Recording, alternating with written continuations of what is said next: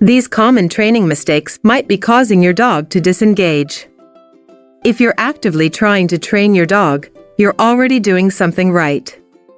Many people love the idea of having a dog but don't actually want to put in the effort to train them, so you're already a step ahead. However, there are some common mistakes that people make when they are new to dog training.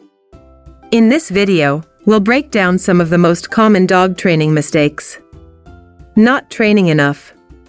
It takes some effort on your part to properly train your dog. It's not enough to do 1 or 2 training sessions and assume your dog is good to go for the rest of their lives. Dog training should be done daily until they have mastered a specific behavior or action. Dedicated sessions should be scheduled every day in order to reinforce what you want to teach them.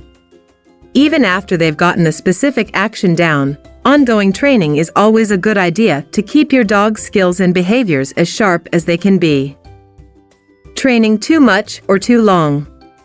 On the opposite end of the spectrum, training too much can also negatively affect your dog's learning.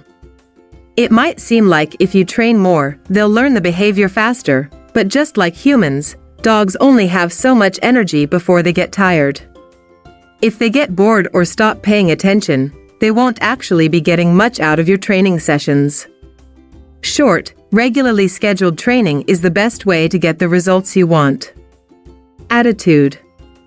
Owners need to always approach training with a positive attitude and avoid telling the dog no or making negative sounds.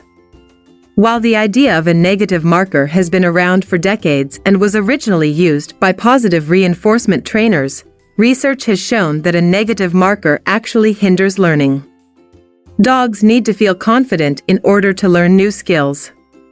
If they are constantly being told that they are wrong, then they don't want to try anymore. Enter what many dog owners describe as the stubborn dog.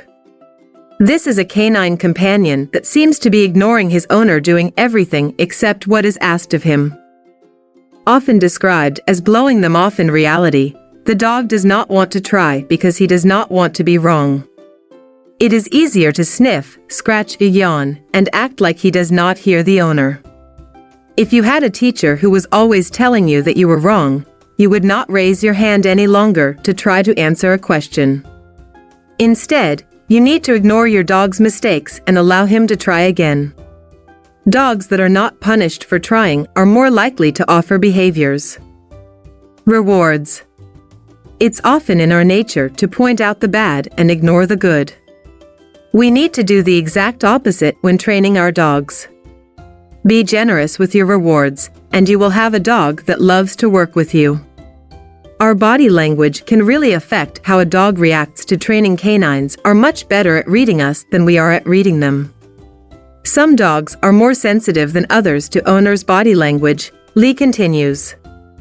Make sure you are not hovering over the dog and getting too much into his space when you are working with him. This is especially important for a shy or nervous dog that may shut down if he feels you are getting too close. Lee adds that you should pay attention to how you are standing while training. Convey positive body language and keep moving so that the dog is engaged. Mood. Dogs are extremely tuned in to their humans' feelings, and so they will be stressed if you are, which is not a positive experience for either one of you. Better to skip training and wait until you are rested and in a good mood to get the most out of your dog. Remember, training should always be fun for your dog and for you.